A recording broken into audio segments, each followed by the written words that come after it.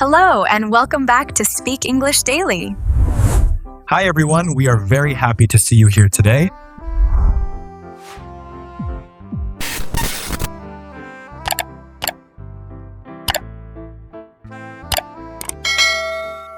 Hey everyone, welcome back to Speak English Daily. I hope you're having a good day because today's topic is honestly something every English learner experiences all the time. Oh, definitely. Even native speakers deal with this every day. True. We're talking about everyday miscommunication, those strange little moments when two people are speaking English, but somehow they still don't understand each other. And sometimes the misunderstanding is tiny, but it creates a huge problem. Or a very embarrassing moment. Which sounds like you already have a story ready. I do, actually. A few weeks ago, I went to a bakery near my apartment. The employee asked me for here or to go, but the bakery was noisy and I thought she asked, "How's your day going?" Oh, no. So I smiled and said, "Pretty good, thanks. Just a little tired." That poor employee was probably so confused. She looked at me for like 3 seconds and then said, "So do you want the cake here or to go?" That's amazing. I wanted to disappear immediately. Honestly, something similar happened to me once. A guy at the gym said, "How many sets do you have left?" And I thought he said, "How long have you been here?" Wait, what? Yeah, so I answered, "About 40 minutes." That makes absolutely no sense as an answer. I know. The guy just stared at me. Then he finally said, "No, I mean with the machine." See, this is what happens in real conversations. People speak quickly, there's background noise, or maybe your brain just hears the wrong thing. And sometimes people misunderstand your tone, too. You might sound angry, rude, or confused without meaning to. That's why today's episode is going to be really useful. We'll talk about different kinds of everyday misunderstandings and how people fix them naturally in English conversations. Plus, you'll hear a lot of common phrases that fluent speakers use when communication goes wrong. Like, "That's not what I meant." Or, "You misunderstood me." And one of the most important phrases ever, "Let me explain." Because good communication is not about being perfect. It's about recovering when things become confusing. You know what? Coffee shops are probably one of the most dangerous places for miscommunication. Dangerous? For English learners, yes. People speak fast, there's music playing, machines making noise, and there's usually a long line behind you. That pressure makes people nervous. Totally. Last month, I went into a coffee shop before work, and I wanted to order an iced vanilla latte with oat milk. Pretty normal order. That's what I thought. So I walked up and said, "Hi, can I get a medium iced vanilla latte with oat milk?" Sounds clear to me. Apparently not. The barista looked at the screen and said, "Medium hot vanilla latte with whole milk." That's the complete opposite. I know. So I panicked a little and said, no. That tiny moment is so common. People suddenly forget how to speak. Yes, my brain stopped working. Then the barista asked another question, but I couldn't hear him because someone behind me dropped a tray. Perfect timing. So I said, "Can you repeat that?" Good. That's a very useful phrase. Definitely. But sometimes learners feel embarrassed. Which they shouldn't. Pretending to understand is usually worse. True. So then I tried again. I said, "I actually said iced, not hot." That's another great phrase. I actually said. Right, because it sounds polite. It doesn't sound aggressive. If you just say, "No, you're wrong," the conversation suddenly feels uncomfortable. Then the barista smiled and said, "Oh, I meant iced. Sorry about that." And there's another useful expression. "Oh, I meant iced."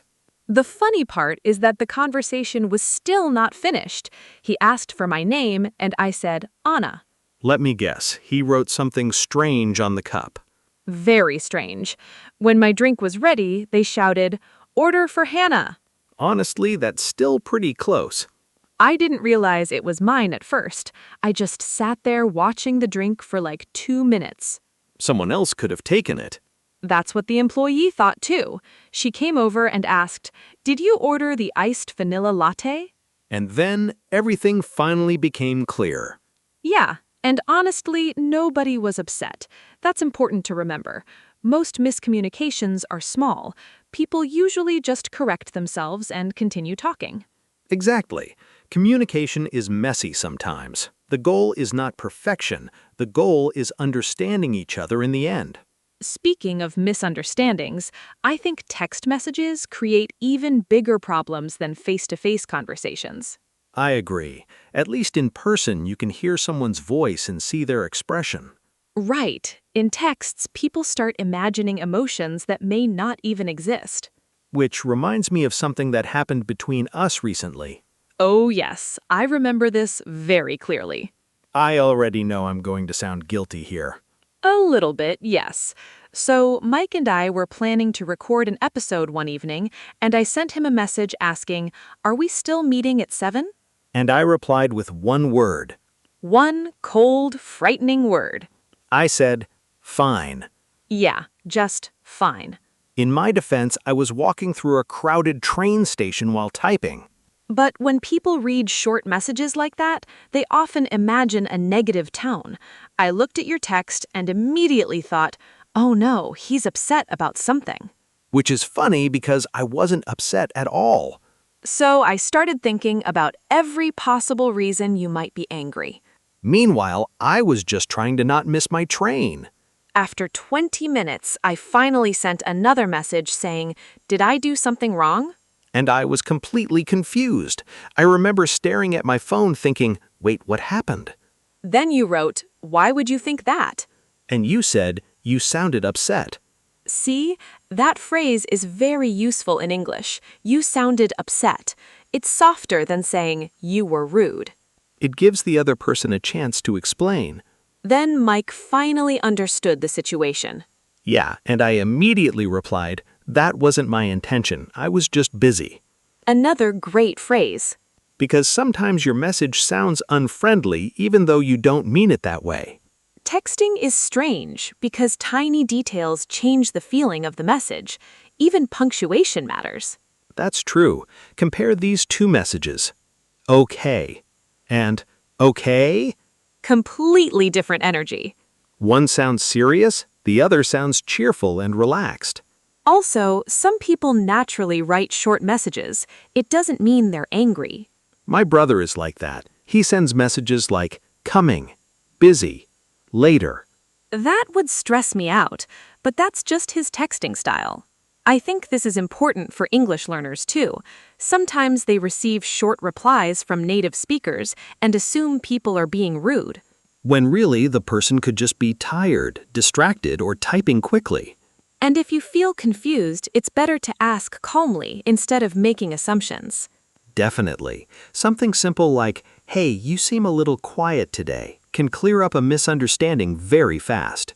Because texts can be confusing, people read emotions into words all the time. Which is why phone calls sometimes save friendships. Or destroy them even faster. Also true. You know another place where communication becomes a complete disaster? Let me guess. Airports? Close. Giving directions. Oh, that's dangerous, especially when someone says things like, it's right over there. Which usually means absolutely nothing. I still blame you for what happened last summer. No, that situation was at least 50% your fault. That is a very generous estimate. So Mike was trying to meet me at this outdoor food festival downtown. He called me because he couldn't find the entrance. And you started giving directions like a movie character in an action scene. I was trying to help. You said, walk past the bank, turn left at the big statue, and keep going until you see a blue sign. That sounds clear to me. There were 3 banks, 2 statues, and about 20 blue signs. Okay, maybe I missed a few details. A few? I ended up near a parking garage listening to live jazz music from another event entirely. Honestly, that part still makes me laugh. Meanwhile, I was walking in circles holding a sandwich and getting angrier every minute. Then you called me again, sounding very confused. Because your directions made no sense. You immediately said, "Do you mean the statue near the train station?" See, that's an important phrase. Do you mean? It helps confirm information before you continue. Right, and I suddenly realized there were actually two statues in that area. Which would have been useful information earlier. Then I tried to explain more carefully. I said, "Okay, start at the train station entrance. After that, walk toward the pharmacy. Better. Then cross the street and you'll see a fountain." Still stressful, but better. The problem is that people often skip steps when giving instructions because the place feels familiar to them. Meanwhile, the other person has no idea what's happening. Then Mike said something that made me realize the real issue. I said, I got confused when you mentioned the blue sign. Because apparently there were blue signs everywhere. Everywhere. It was like the city had decided blue was the only acceptable color. Then I finally asked, "What can you see right now?" Which was the smartest question in the entire conversation. Because communication became easier once we started using shared information. Finally, after about 30 minutes, I found the festival entrance. You looked exhausted. I was exhausted. The funny thing is that the festival was only 5 minutes from the station. In my defense, you could have asked more questions earlier. And you should have been more specific. Fair point. This happens a lot in English conversations. People hear instructions, pretend they understand, and then become completely lost. Which is why asking follow-up questions is so important. Otherwise, you might accidentally attend a jazz festival instead of meeting your friend for tacos. You know what makes communication even harder than directions? Let me guess. Sarcasm? Yes, sarcasm is dangerous in any language. Especially because the words and the real meaning are completely different. Which caused a very awkward moment between us a few months ago. I still think you overreacted a little. No, because you sounded completely serious. Fine, let me explain what happened. Anna and I were recording late at night after a very long day. We were both tired. Really tired. We had already recorded the same intro 3 times because we kept making mistakes. Then I accidentally knocked over my coffee. All over the desk. It was a disaster. And that's when I said, "Wow, you're incredibly professional." Which sounded rude. It was obviously sarcasm. Not obviously. Your voice was very calm. Because I was tired. See, tone matters so much in English. If people can't hear the playful tone, sarcasm suddenly sounds mean. That's true. Sarcasm usually depends on voice, facial expressions, or context. But in that moment, I genuinely thought Mike was criticizing me. Meanwhile, I thought we were both laughing about the situation. So I got quiet for a minute. And I noticed immediately. I was thinking, uh-oh, something feels wrong. Then I finally said, "Why are you being so rude?" And I was shocked. I said, wait, what? I was kidding. That phrase is super important in English. I was kidding. Because sometimes people misunderstand humor completely. Especially English learners. Many learners understand vocabulary perfectly, but they miss the implied meaning behind the sentence. Right. If someone says, well, that went perfectly, when everything is falling apart, they probably mean the opposite. English speakers do this constantly. Probably too much. Then I told Mike, "Oh, I thought you were serious." Which also happens a lot with sarcasm. The listener focuses on the words instead of the tone. And honestly, some people are naturally bad at sarcasm. Thank you for finally admitting that about yourself. Excuse me? Your sarcastic jokes sound emotionally painful sometimes. That is not true. Last year, you looked at my burnt toast and said, "Amazing cooking skills." That was clearly sarcasm. No, you sounded disappointed in me as a human being. Okay, maybe my delivery needs work. See, even native speakers misunderstand sarcasm sometimes. Another useful phrase for situations like this is, "That joke didn't land." Meaning the joke failed. either because it wasn't funny or because people misunderstood it. Which honestly describes many of my jokes. I wasn't going to say it, but since you brought it up.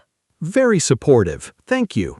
You know, misunderstandings become much more stressful in professional situations. Definitely. At work, people worry more about sounding competent. And sometimes that pressure makes communication even worse. Especially during meetings. Meetings are full of vague language. That reminds me of a horrible experience I had during a project meeting last year. I remember this story. You called me afterward sounding completely exhausted. Because I thought I had destroyed an entire project. Which turned out not to be true. Thankfully. So here's what happened. My team was discussing a marketing presentation for a client. Near the end of the meeting, my manager said, "Let's try to have the updated version ready by Thursday so we can review it internally." Sounds normal so far. But I misunderstood one tiny detail. I thought the final presentation was due Thursday morning. But that wasn't the real deadline. No, Thursday was only for the internal team review. The actual client deadline was the following Monday. Huge difference. Massive difference. But instead of asking questions, I just nodded and pretended I understood. Which people do all the time in professional environments. Because they don't want to look confused. But asking questions usually makes you look more professional, not less professional. Exactly. So after the meeting, I spent 2 days panicking. I barely slept because I thought we had almost no time left. Meanwhile, the rest of the team was completely relaxed. That should have been my first clue. Like, why is nobody else stressed? On Wednesday afternoon, one of my coworkers asked, "How's the draft coming along?" And I probably said something terrifying.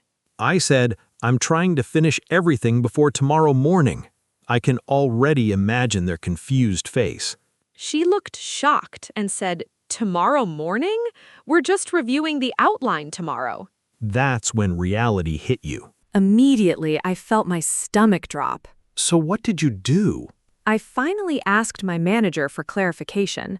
I said, "Just to clarify, are we presenting the final version tomorrow or only discussing the draft?" Perfect professional English. It sounds polite and calm. And importantly, it doesn't sound defensive. My manager replied, "Tomorrow is only the internal review. The client presentation is next week." Problem solved.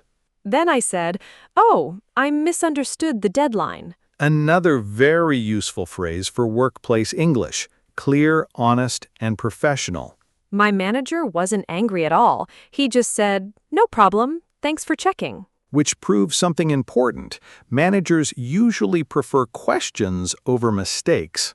Absolutely. After that, I started asking more follow-up questions during meetings. Such as, Things like, "So what you're saying is we should prepare the outline first?" Or, "Just to confirm, this part isn't due yet." those phrases are excellent because they reduce confusion before problems happen. And they show active listening. Another good phrase is, thanks for clearing that up. Yes, that phrase helps close the conversation politely after confusion is resolved. Workplace English is not only about vocabulary, it's also about confirmation, clarification, and making sure everyone has the same understanding. Because one misunderstood sentence can create hours of unnecessary stress. Or several sleepless nights in Anna's case. Family misunderstandings feel different from workplace misunderstandings, though. Yeah, because emotions are usually stronger. And family members often assume they already understand each other. Which is dangerous. Sometimes people stop listening carefully because they think they already know what the other person means. That sounds very personal. Because it is. I created a whole emotional disaster from one misunderstood phone call with my mother. I remember you telling me about this. You sounded genuinely stressed. I was stressed. So my mother called me one Sunday evening while I was cleaning my apartment.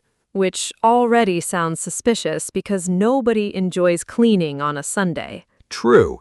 Anyway, during the conversation, she suddenly said, "We need to talk about your grandmother." Oh no, those words immediately sound serious. That's what I thought too. My brain instantly imagined something terrible. You went into panic mode. Completely. My mother sounded tired and the phone connection wasn't very clear. Then she said, "Things are changing quickly." Okay, I probably would have panicked too. So I interrupted her and started asking emotional questions like, "Why didn't anyone tell me earlier?" And "Is she okay?" Meanwhile, your mother was probably very confused. Extremely confused. She kept trying to speak, but I was already imagining the worst possible situation. That happens a lot during emotional conversations. People stop listening carefully because fear takes control. Exactly. Finally, my mother raised her voice and said, "Can you calm down for 2 seconds?" Which honestly was probably necessary. Then she explained that my grandmother simply wanted to move into a smaller apartment. Wait, what? Yeah, that was the huge family emergency. You created an entire dramatic movie scene in your head. I really did. I felt ridiculous afterwards. What did your mother say? She sighed very deeply and said, "You jumped to conclusions." That phrase is so useful. You jumped to conclusions means someone made assumptions too quickly without enough information. Then I told her I assumed something completely different. Another excellent phrase for misunderstandings. And honestly, my mother admitted something too. She said, "That came out wrong." Meaning her wording accidentally sounded more serious than she intended. Right. Sometimes the speaker also contributes to the confusion without realizing it. This is why listening carefully matters so much, especially during emotional conversations. Because once emotions become strong, people stop processing information logically. They hear one phrase and suddenly their imagination takes over. Which is pretty much what happened to me. I think many English learners experience this too. They recognize a few important words in a conversation and immediately assume they understand the whole message. Even though they may have missed key details. That's why slowing down and asking calm questions can help a lot. And maybe not emotionally preparing for a family tragedy before the conversation even finishes.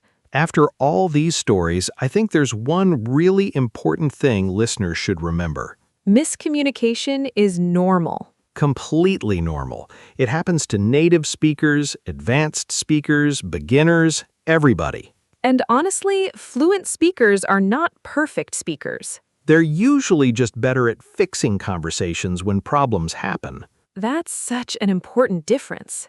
A lot of English learners think fluency means never making mistakes. But real conversations are messy.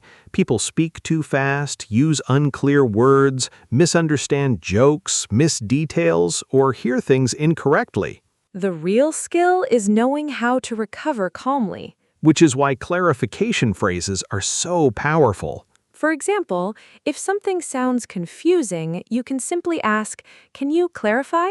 Very professional, very natural. Or if you realize your own explanation was unclear, you can say, "Let me rephrase that." I use that phrase constantly. Me too, especially when I notice someone looks confused when I'm talking. Another useful phrase is, "What I meant was." That phrase helps repair misunderstandings gently without creating tension. Instead of blaming the other person, you focus on improving the explanation. And sometimes the smartest thing you can say is, "Maybe I misunderstood." I love that phrase because it keeps the conversation calm. Right, it shows humility. You're not immediately accusing the other person of communicating badly. Communication works much better when both people stay cooperative instead of defensive. Also, listeners should remember something else. Confusion does not mean failure. That's a big one.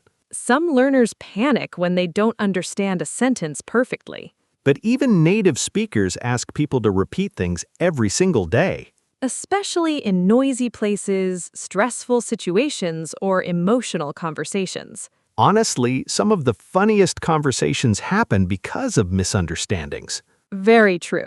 Most people don't even remember small communication mistakes after a few minutes. Unless you accidentally walk into the wrong festival holding a sandwich for 30 minutes. Or emotionally prepare for your grandmother's imaginary medical emergency. Please stop reminding people about that. Never. Fair enough. I think becoming a better communicator is less about perfect grammar and more about staying curious, calm, and flexible during conversations. Because conversations are happening in real time, people adjust constantly. So if you misunderstand something in English, don't feel embarrassed. Just slow down, ask questions, and continue the conversation. Well, this was a very relatable episode.